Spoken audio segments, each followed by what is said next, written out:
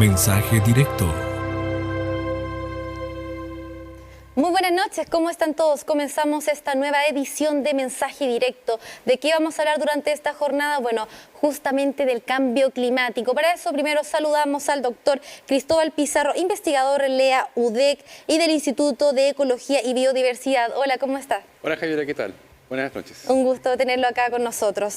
Y también saludamos al doctor Felipe Infante, postdoctorado del Instituto de Ecología y Biodiversidad y especialista en antropología cultural. Hola, ¿cómo está? Hola, muchas gracias por la invitación. Gracias por acompañarnos igualmente. Primero hablemos de lo que es el cambio climático en el mundo, partiendo por el doctor Pizarro, si nos puedes un poco contextualizar de lo que está sucediendo en todo el planeta Tierra. Bueno, primero que todo el cambio climático es uno de los fenómenos del cambio global que hemos experimentado fuertemente en el último siglo, particularmente, y que origina ciertas anomalías en el clima, cambios en los regímenes de precipitación, de temperatura, de humedad y también en los océanos, producto cierto de los cambios que ha hecho el ser humano al acople que existe entre la atmósfera y los océanos, producto de las actividades productivas, energéticas y de contaminación que han sido fuertemente desarrolladas por los últimos 50 años sobre todo. Y ante eso igual le pregunto al doctor Infante, ¿el ser humano es responsable de esta crisis que está viviendo el mundo? Sí, bueno, hay un acuerdo generalizado entre la comunidad científica de que primero el cambio climático es algo que está pasando, que es cierto, y se han identificado las responsabilidades de los seres humanos, sobre todo desde el inicio de la revolución industrial del siglo XIX, y de ahí en adelante muchos factores, pero sí, hay procesos que existen en la naturaleza, sin embargo el ser humano ha acelerado fuertemente el proceso de cambio climático a través de la actividad industrial principalmente. ¿Y qué tan responsable es? ¿Es totalmente o el mundo tiene un límite y tiene un tiempo?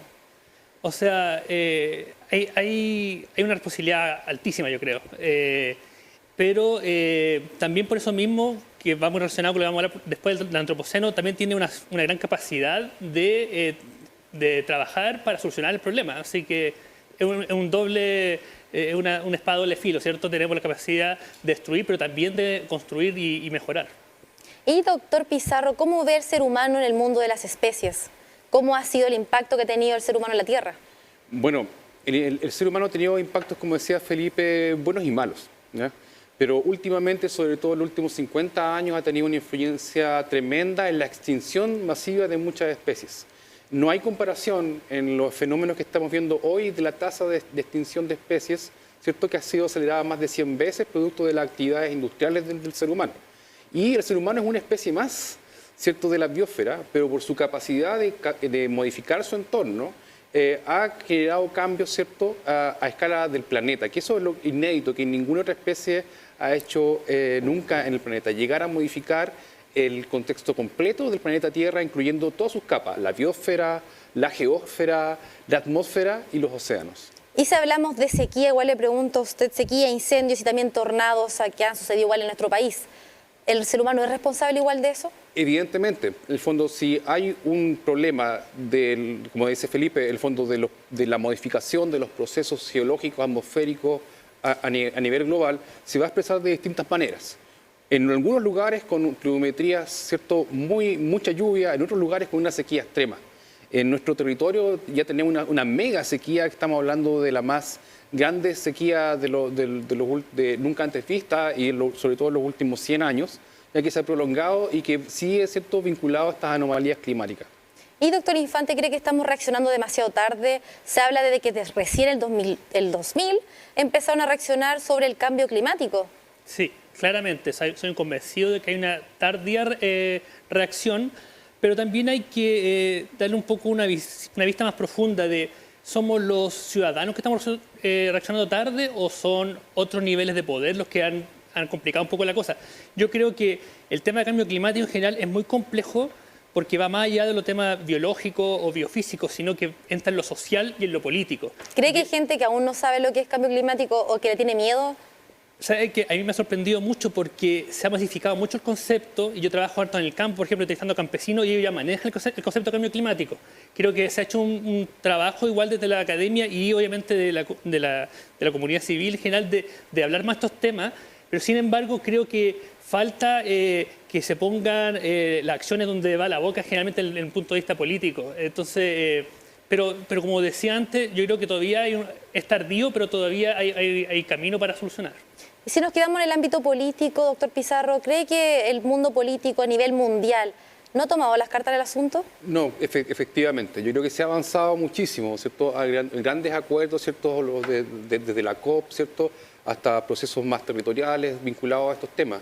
Pero sin embargo, los grandes acuerdos que tienen que ver con la producción, con la economía del petróleo, con los grandes procesos, todavía siguen sin tocar. Escuchaba, ¿cierto? En el programa del uso del automóvil, que nuevamente es un tema que refleja la poca conciencia que hemos tomado, ¿cierto? Como ciudadanía, pero también las pocas cartas que han tomado las autoridades en todos sus niveles sobre realmente solucionar el problema.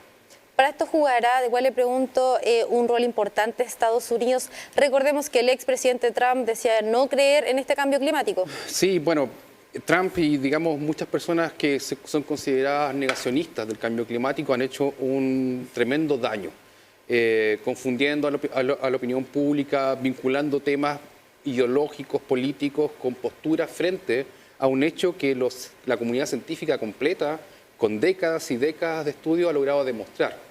De hecho, que es un hecho ya innegable. Y eso es muy dañino, porque coarta las posibilidades de salidas democráticas, de salidas de acuerdo a estos temas. Ahora hablemos de lo que es antropoceno. Le pregunto primero al doctor Infante, que si nos puede decir qué es este término.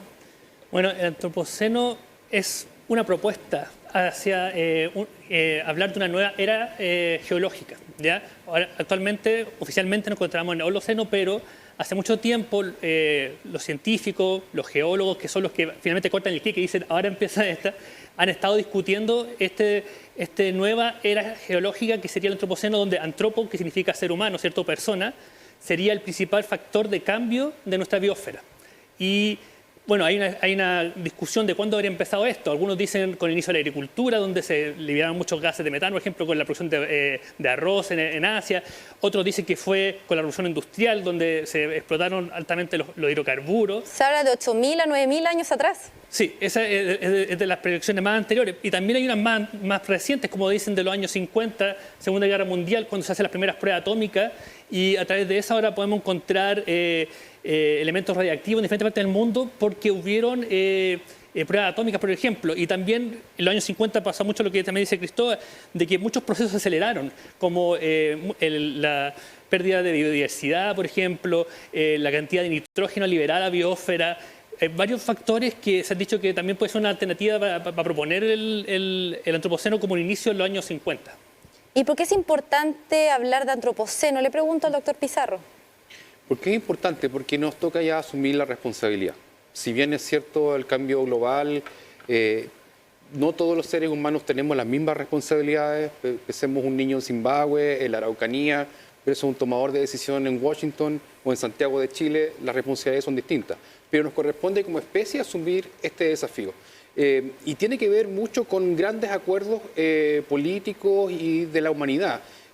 Particularmente pensando el antropoceno con su inicio en los años 50, después de la Segunda Guerra Mundial, donde produce una aceleración de todos los procesos industriales, del transporte de personas, de bienes y mercancías, y la creación de un mercado global que está, digamos, empoderado por la economía del petróleo, que es lo que, digamos, está siendo uno de los principales elementos haciendo crisis en los cambios en la atmósfera que son responsables del cambio climático. Al hacerlo responsable dice poner sobre la mesa hechos puntuales que hacen que estemos como estamos en este momento. Sí, y puntualmente por un tema de justicia ambiental también. Las personas más perjudicadas normalmente por en los eventos climáticos son las personas más pobres. Las personas que tienen menos posibilidad de recuperarse de temas, digamos, económicos o ambientales. Pensemos en las zonas de sacrificio que tenemos varias en Chile, ¿cierto? Como Coronel, más cercana. Como Coronel, sin más allá, incluso Talcahuano, pensemos en Quintero, en Puchuncaví, en las zonas de extrema sequía en Petorca, pero no solamente en Petorca, sino en el secano interior donde trabaja Felipe, ¿cierto? Y la gente se tiene que estar rascando con sus propias uñas. Y eso no puede ser, en el fondo, porque tenemos que, ya ante el escenario inminente, tener medidas de mitigación y también medidas vinculadas a los cambios que necesitamos para poder revertir los procesos. Y ahora si hablamos del libro que justamente tienen sobre la mesa, si pueden detallar, partiendo por el doctor Infante, más sobre el texto, igual que habla de 3 ramas del antropoceno. Sí, bueno, primero en general voy a mostrarlo un poco ahí. Se llama Poderosa y Estúpida Humanidad, por lo mismo que hemos hablado hoy del sentido de que el ser humano, como una especie magnífica en el hecho de que puede ser devastadora, pero al mismo tiempo tiene la capacidad de hacer cosas magníficas, ¿cierto? Podemos tener un robot en Marte que nos manda TikToks, podemos hacer cosas que otra especie no puede hacer, y esa capacidad tenemos que lograrla guiar hacia un trabajo de conservación de los recursos que tenemos naturales. Y este libro muestra un poco los diferentes problemas y posibles soluciones que se han visto en la región. Problemas relacionados con el antropoceno, de cómo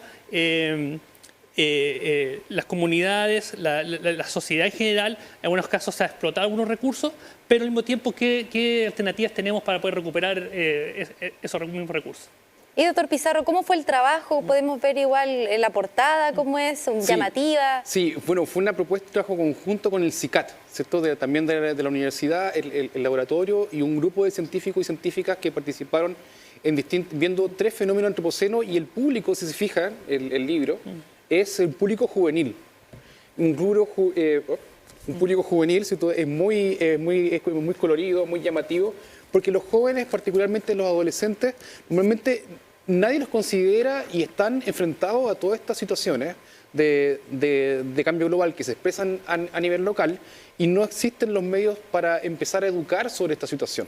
Entonces, más allá de transmitir ansiedad y malas noticias, queremos transformarlo en una forma lúdica, ¿cierto?, de comunicar el antropoceno. Y aquí trabajamos fuerte con el equipo del CICAT y el Par Explora BioBio para lograr, ¿cierto?, el trabajo conjunto entre diseñadores, diseñadoras de contenido, científicos, científicas, ¿cierto?, y para llegar a estas audiencias que normalmente quedan excluidas de estas conversaciones de cambio climático. ¿Y cuáles son las 3 ramas que comentaba que tiene el libro? Particularmente es pérdida de biodiversidad, donde tenemos el ejemplo del Parque Nacional Nonguén, donde ya casi no nos quedan carnívoros, ¿cierto?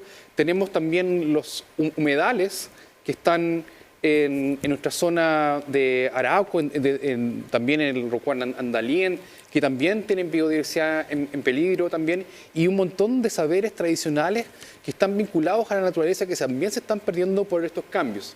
Y el último fenómeno que tenemos que ver es con cambio climático o cambios de los ciclos naturales de los elementos, donde está el agua, la sequía, y trabajó Felipe, ¿cierto?, con sus redes de colaboración de los campesinos frente a la sequía, y también la importancia que tienen los ríos para las comunidades locales. Entonces, en esas 3 narrativas circula el libro, tiene ilustraciones, ¿cierto?, tiene secciones de cómics, para llegar de una forma amable a conversar estos temas que son tan complejos. Doctor Infante, igual le pregunto si nos puede detallar alguno de los objetivos que tiene el texto y tal vez se apunta a más conciencia de parte de las autoridades, además de a quien apunta el libro. Sí, bueno, yo creo que uno de los grandes valores que tiene esto es, obviamente, el valor educativo, que está más guiado, como dice Cristóbal, a una población súper importante, porque es importante recordar que las nuevas generaciones, a diferencia de otras que se ha visto generalmente, están muy interesadas en el tema ambiental. Para ellos es una prioridad. Y lo hemos visto en general en sus manifestaciones políticas de los jóvenes. Entonces, eso yo creo que es un punto que es clave. ¿Por qué? Porque los jóvenes tienen la capacidad de activar cambios políticos, de hacerse representar y hablarle a los grupos que son los que tienen el poder ahora, y que tienen la capacidad de hacer los cambios que se necesitan. Entonces, yo creo que tiene un muy buen camino, ¿cierto?, de entregar información, educación, para dar argumentos y nutrir la discusión política sobre estos temas. ¿Y por qué cree que está ese cambio en los jóvenes que quieren luchar por el medio ambiente y cuidarlo? Bueno, yo creo que es una evolución en la sociedad que va de la mano de varias cosas. O sea, por un lado está un mayor respeto a los recursos naturales, al medio ambiente, a la naturaleza, pero también una búsqueda de buscar mayor igualdad, de bajar los niveles de violencia hacia las mujeres, hacia a las propias juventudes. O sea, yo creo que es un proceso que va de la mano con la evolución social que hay a nivel global y que la naturaleza toma una parte central dentro de este cambio. Y doctor Pizarro, le quiero preguntar respecto al antropoceno en la región del Biobío. Comentaba sobre la Reserva Nonguén, Parque Nacional Reserva Nonguén. Si nos puede detallar un poquito más sobre el antropoceno acá en la zona. Bueno, uno de los cambios del antropoceno también ha sido la introducción de especies invasoras y especies nuevas a ecosistemas nativos. Y uno de los grandes problemas que tenemos hoy en día en la Reserva Nacional Nonguén son los perros. Perros de todo tipo, perros que son de personas que viven en la cercanía, como también que gente va a abandonar a estos lugares. Y estos perros están compitiendo y actuando directamente sobre la fauna nativa de Nonguén. Entonces el Parque Nacional Nonguén, que es uno de los lugares que está, digamos, más cerca de un centro urbano, tiene una gran biodiversidad, pero que la fauna en particular está siendo amenazada, ¿cierto?, por estos perros. Y eso es un fenómeno que vemos a nivel global y que se expresa claramente acá digamos, cerca de nuestros territorios. Entonces es diferente hablar de pérdida de biodiversidad en general, en términos abstractos, cuando lo llevamos a una situación local como el Parque Nacional Nonguén o como el humedal Tubulraqui en Arauco, donde están desapareciendo también varias especies de aves por los cambios, ¿cierto?, vinculados a esta pérdida de humedales en todo el mundo, en donde actúa la sequía y también los incendios, procesos también territoriales y locales que están afectando a la biodiversidad. Bueno, en el Parque Nacional Nonguén también se habla de un proyecto de torres de alta tensión que va a cruzar por una parte del parque. Igual el libro arroja eso, porque igual se habla de los perros, para muchos es sorprendente porque piensa que solamente cuando el humano interfiere se perjudican las zonas como el Parque Nonguén, entre otras áreas verdes. Sí, yo creo que ese es el punto clave de las autoridades, que ¿qué tenemos que privilegiar frente a la toma de decisiones? O sea, ¿necesitamos energía? Sí. ¿Necesitamos desarrollo? También, ¿cierto? Pero necesitamos sobre todo cuidar lugares que son muy relevantes para todas las personas.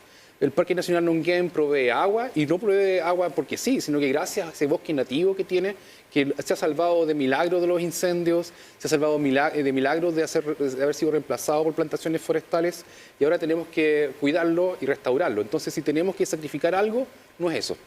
No es nuestra fuente de agua, son otras cosas quizás probablemente. Vital la fuente de agua. Y doctor Infante, le pregunto, ¿qué pasa con la biodiversidad acá en la región del Biobío? ¿Cómo la puede ver? Bueno, en general se ha visto una disminución que sigue un poco el patrón global. Como decía Cristóbal, uno de los grandes problemas asociados al antropoceno es la altísima disminución que ha habido de la diversidad, y la región también lo ha demostrado. Bueno, en mi trabajo particular yo he trabajado un poco el tema de las forestales, y aquí podemos ver un ejemplo claro de cómo en el paisaje se ha impuesto, en el territorio se han puesto grandes zonas de monocultivo.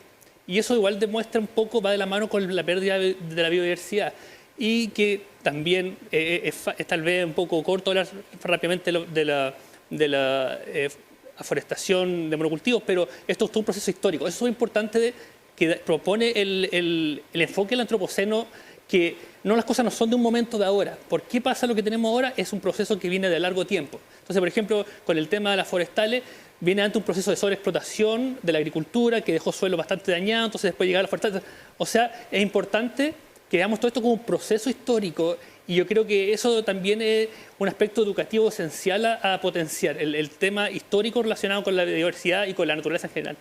¿Y el antropoceno tiene un tiempo límite después? ¿Qué viene después del antropoceno? Bueno, es súper complejo. En general se hablan de tres caminos que pueden pasar. Por un lado, un camino dice, tal vez encontremos una tecnología maravillosa que nos salve de este problema y tal vez podamos reducir los gases de invernadero. Otro de los caminos es un colapso de la sociedad, que es lo que más nos está preocupando. Y el tercer camino es un poco lo que nosotros estamos tratando de trabajar, que es generar límites. Generar ciertos límites, generar un enfoque de crecimiento sustentable. Y yo creo que ese es muy complejo, es muy difícil de lograr, por lo que hablábamos recién, de que involucra aspectos social, económico y político. Pero creo que el camino que nos queda, porque depender de que alguien descubra una tecnología fantástica sería excelente, pero depende de nosotros, y eso es súper importante resaltarlo. Todavía todo esto depende de nosotros como humanidad, como sociedades, que tenemos la capacidad de interactuar con el medio ambiente de una forma positiva. Ahí está entonces el doctor Felipe Infante, postdoctorado del Instituto de Ecología y Biodiversidad y especialista de Antropología Cultural. Y también estamos con el doctor Cristóbal Pizarro, investigador LEAUDEC y del Instituto de Ecología y Biodiversidad. Nos vamos a una breve pausa comercial. Ya seguimos hablando de todo lo que está sucediendo y el cambio climático por regiones.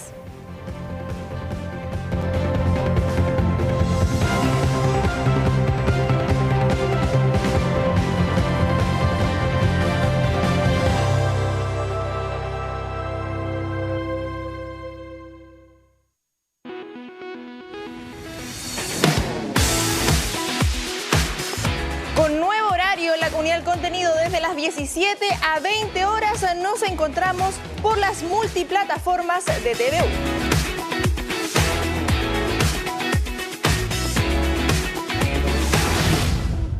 Hemos puesto en evidencia y desde el punto de vista diagnóstico las dificultades que tienen las mujeres en el ámbito deportivo.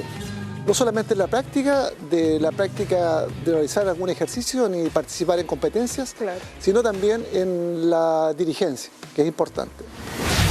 Siempre destacamos, ¿verdad?, el trabajo de las redes de exalumnas y exalumnos de la Universidad de Concepción, y esta que es una red muy activa, tiene ya un encuentro agendado presencial en Chillán.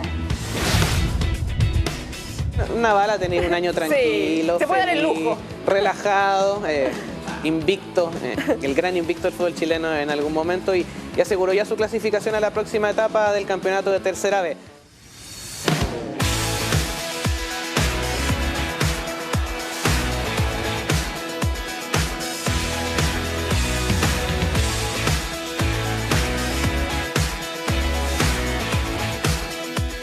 Recuerden, de lunes a viernes desde las 17 horas nos encontramos acá en la comunidad del contenido por las pantallas de TVU.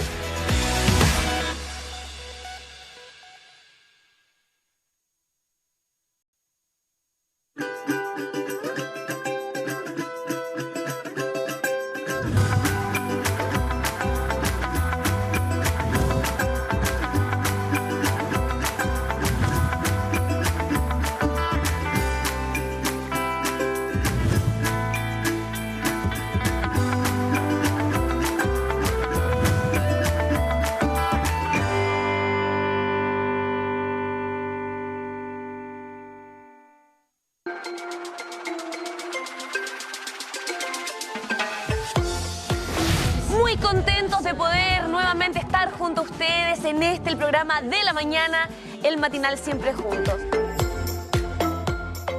La danza, una de las cosas de los beneficios que trae es la conexión contigo misma, contigo mismo y la estimulación de la conciencia corporal, que es sumamente importante para la concentración, para ser personas conscientes en la vinculación con las demás personas, con nuestro entorno.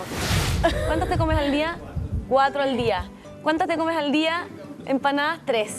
¿Viste? Sí, o sea, estamos hablando más o menos de 1500 en eso de las 3 empanadas. O sea, ahí ya cumplimos el requerimiento del día, de todo el día. Porque y el picoteo nomás, porque después viene el choripán, los anticuchos, la carnecita. Sí.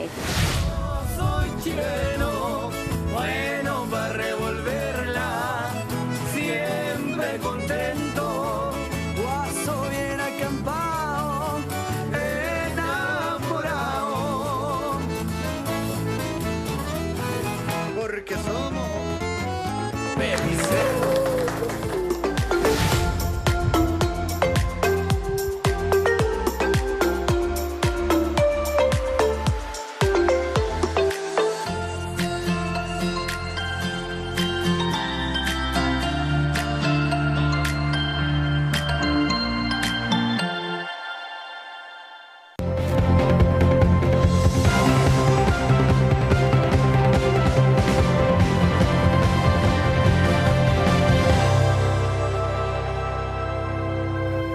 Y ya estamos de regreso en Mensaje Directo. Nos acompaña para recordarles el doctor Cristóbal Pizarro, investigador LEA UDEC y del Instituto de Ecología y Biodiversidad. Y también el doctor Felipe Infante, postdoctorado del Instituto de Ecología y Biodiversidad y especialista en antropología cultural. Hemos estado hablando del cambio climático y ahora quiero que hagamos un ejercicio, que imaginemos a todo nuestro país y hablemos del cambio climático que ha tenido justamente las regiones. Partiendo por el doctor Pizarro.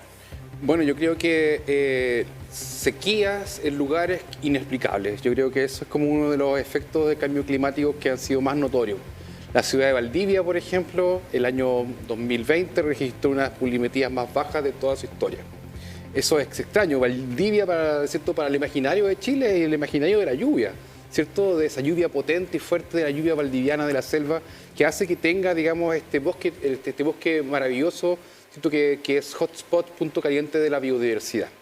Zonas que han quedado sin agua como Chiloé. ¿Quién iba a pensar, cierto, que en Chiloé, que también una zona muy lluviosa, caracterizada, ¿cierto? Como el imaginario del sur, esté, digamos, con una sequía tan grande, que nos hace olvidar ciertas cosas, que las islas, por ejemplo, no tienen montañas, y esas montañas sin nieve tampoco tienen río, entonces sus sistemas dependen exclusivamente de otras cosas como el bosque nativo y las turberas, que son verdaderas esponjas, ¿cierto? Que concentran el agua y mantienen el ciclo del agua.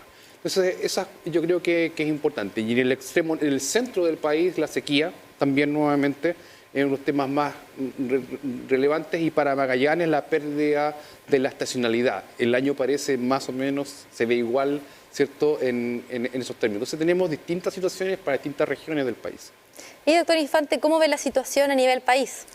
Sí, bueno, además de todo lo que dice Cristóbal, un factor súper importante que se vio unos cuantos años atrás ha sido la mayor frecuencia de incendios forestales, sobre todo en la zona centro-sur, grandes incendios masivos que no se habían visto hace mucho tiempo, también potenciado por el sistema productivo forestal de monocultivo, pero y otra cosa que yo hablo bastante porque trabajo con productores, pequeños campesinos.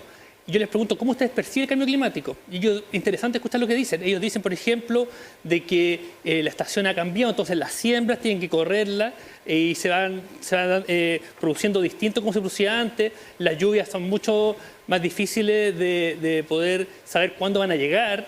Y cosas como tan simples como que ahora no pueden andar en el campo con manga corta porque se queman realmente. O sea, y es súper interesante ver cómo personas, habitantes de los territorios, notan los cambios que nosotros estamos hablando en escala geológica, ellos lo notan en décadas. Entonces, yo creo que eso es importante agregar en las percepciones que tienen las personas sobre el cambio. Respecto a la lluvia, incluso este año se comentaba que era como abril lluvias 1000, que había regresado el 2022 porque hace tiempo no ocurría que llovió una semana completa. Sí, tuvimos buena lluvia este año, pero dentro del contexto de pocas lluvias que hemos tenido todos estos años. O sea, tuvimos muy buen año, pero sigue estando muy crítico, como decía Cristóbal, la situación de la lluvia. Doctor Pizarro, si nos quedamos en ese tema de la crisis hídrica en Ñuble y también en el Biobío, ¿cómo la puede analizar? Bueno, yo creo que particularmente, como decía Felipe, es cómo está afectando a los pequeños y grandes agricultores también, pero sobre todo a la pequeña agricultura. Eso yo creo que es un tema muy relevante porque los pequeños agricultores no solamente producen parte importante de los alimentos que consumimos, sino que también ellos son guardianes y guardianas de conocimientos tradicionales que vienen desde de muy larga data. Yo creo que una de las formas de combatir el cambio climático es, digamos, apelar a esa memoria de las personas en los territorios para poder trabajar en cambios y organizarnos para saber qué hacer en este minuto. ¿Cómo qué medida podría proponer para poder enfrentar la crisis hídrica en la zona? Yo creo que particularmente, que no soy experto en crisis hídrica, así que me perdonan los colegas que lo que estoy hablando, tiene que ver primeramente con cooperación y los temas de aprovechamiento de agua. Quizás Felipe lo puede definir un poco mejor. De estrategias de cooperación entre distintas formas de cultivar y de percibir o adelantar cambios que puedan estar existiendo. Mejoramiento de los procesos de comercialización de estos pequeños campesinos y programas de apoyo, porque son realmente estas personas las que nos pueden alimentar, sobre todo en periodos de crisis. Pensemos en el COVID. Se nos olvida el COVID, ¿cierto? Ya que el 1 de octubre estamos sin mascarilla, etcétera. Pero todo lo que trajo el COVID, ¿cierto? En los problemas de limitación de movilidad de bienes y mercancías a través de aviones, camiones y barcos, ¿ya? ¿Y quién nos va a poder salvar de esta situación si no tenemos pequeños campesinos que estén produciendo los alimentos que necesitamos para las grandes ciudades en forma inmediata? Entonces yo creo que es una estrategia conjunta de la sociedad, de sus sistemas productivos para enfrentar la situación. Doctor Infante, entonces le pregunto eso también de la crisis hídrica, ¿cómo la ve y también qué medidas tal vez proponer si estamos en ese imaginario de si podemos tomar manos en el asunto? Sí, bueno, creo que Cristóbal explicó varios aspectos importantes. Yo podría agregar de que a diferentes problemas, diferentes soluciones, en el sentido de que tenemos una agroindustria súper grande y una industria en general que ocupa mucha agua, ¿cierto? Entonces, por un lado, se puede trabajar con ellos de buscar sistemas que sean más sustentables desde el punto de vista del uso de agua, pero al mismo tiempo tenemos pequeñas poblaciones, comunidades de campesinos, como decía Cristóbal, donde ahí hay varias estrategias que se pueden hacer, como recolección de agua lluvia, diferentes formas de pozo, y lo que estoy trabajando hoy actualmente es un sistema de cómo podemos trabajar la cooperación entre las personas para solucionar problemas como escasez hídrica. Entonces, pasar un poco la página del individualismo, donde cada uno hace su pozo para sacar agua, a tal vez sistemas más cooperativos de obtención de agua y que permitan mejor cuidado del recurso. Preguntar a sí mismo cómo se han alterado los ciclos a través de los años, los ciclos naturales. Sí, bueno, eso, como decíamos, es algo que se ha observado súper fuerte en Chile y principalmente yo lo escucho a través de los agricultores, de que son familias que tienen generaciones tras generaciones que se han dedicado a la agricultura y ellos saben que ya no pueden sembrar cuando ellos pensaban, tienen que correr la siembra, se ha alterado altamente y eso tiene efectos también en la producción de alimentos. Y eso es otro tema súper grande, como para otro programa más de cómo el tema de la seguridad alimentaria, pero es fundamental entender la pelea que están dando los productores de alimentos, no solamente porque tienen que luchar contra los precios muy bajos para lo que ellos producen, pero también todas estas vulnerabilidades socioambientales que son relacionadas con el cambio climático, como son lo que tú dices, el cambio de la época de plantar, sembrar, etcétera. Y doctor Pizarro, ¿cómo ve los ciclos naturales? Hablamos de crisis hídrica, ¿hay otros que se han alterado durante los tiempos? Sí, yo creo que, como mencionaba Felipe, no solamente la agricultura se ha visto afectada por estos cambios de los ciclos, sino también la vegetación. Tenemos aumento de enfermedades en algunos árboles nativos que están afectando el bosque. ¿Se acuerdan? Hace un pocos años atrás hubo una crisis con las araucarias. Tenemos zonas de bosque que se están secando, pensemos en el bosque esclerófilo en Santiago, en la zona central también que está muy afectado por la sequía y sus subsecuentes incendios forestales. Entonces, ese es el ciclo que está más complejo a mi punto de vista. Los ciclos que generan la sequía con grandes olas de incendio. ¿Se acuerdan del 2017? De cuando hablábamos de tormentas de fuego. Y esos son fenómenos que lamentablemente se pueden volver a repetir y que generan una gran pérdida de biodiversidad. Entonces es importante que los antropólogos, los científicos de la naturaleza y la biodiversidad empecemos a trabajar juntos para abordar estos problemas. Que salgamos de los problemas de los ecosistemas nativos y empecemos a trabajar con la agricultura, ¿cierto? Con las plantaciones forestales, con las comunidades locales para esta búsqueda de soluciones y de prevención de las situaciones que ya tenemos y de ver cómo cambiamos el sistema para poder revertir los efectos a nivel global.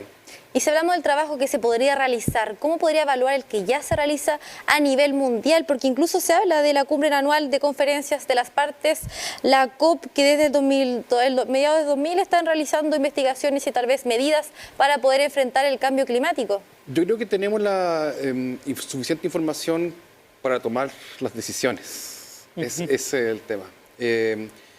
Más investigación siempre va a ser necesario, siempre tenemos que conocer de mejor forma los procesos.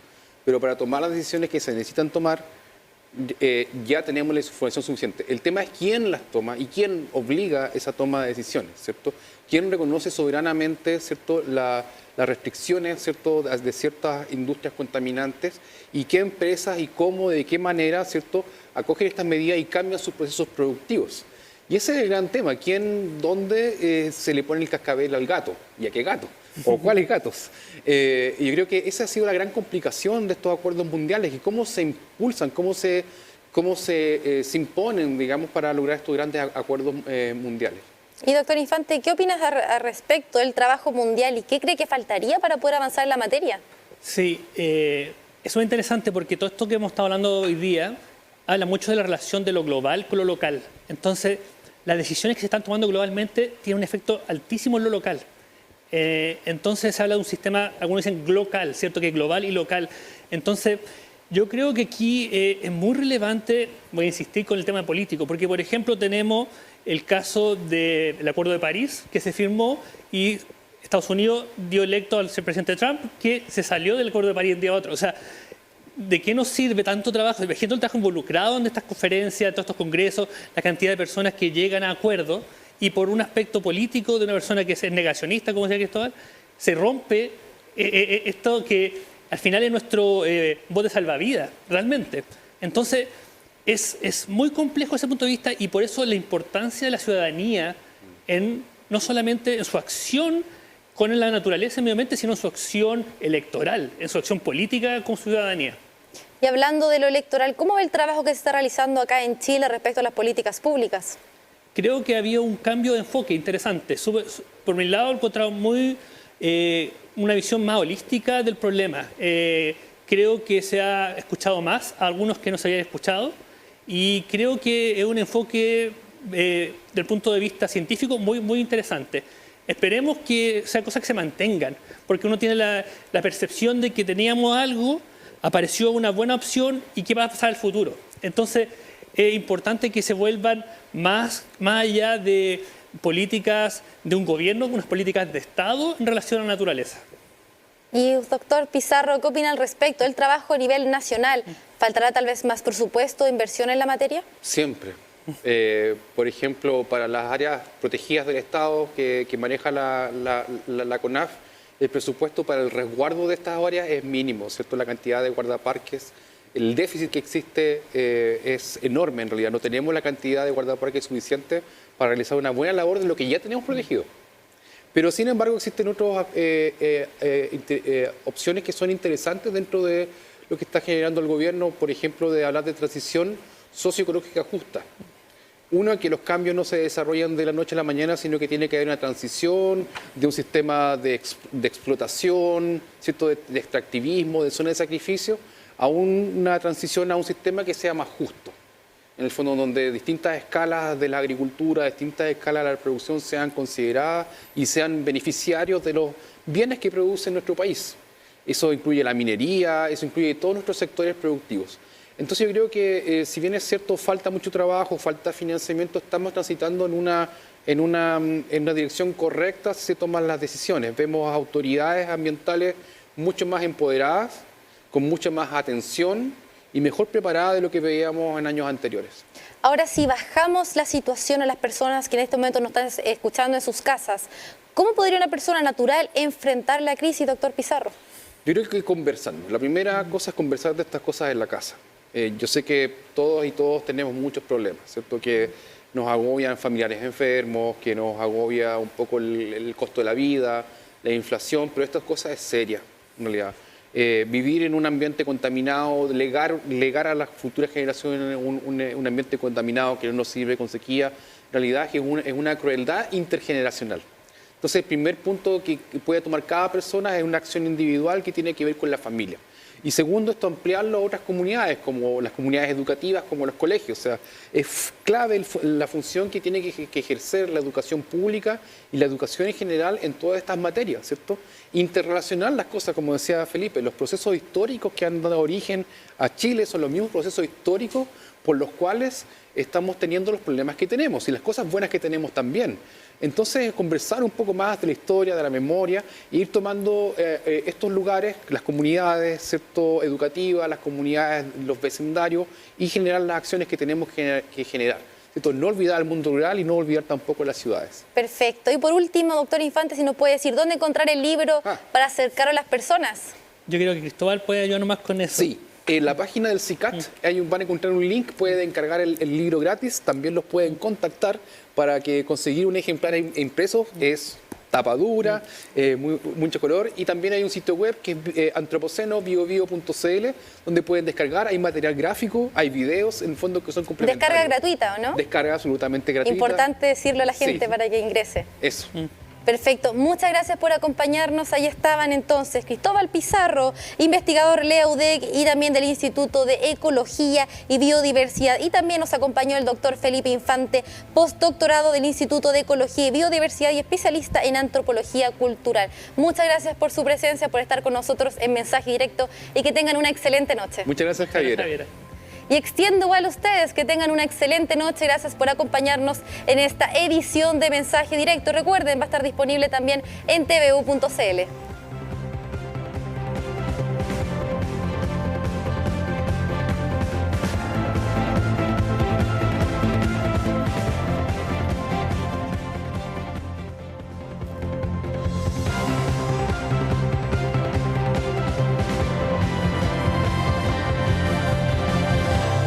Mensaje Directo.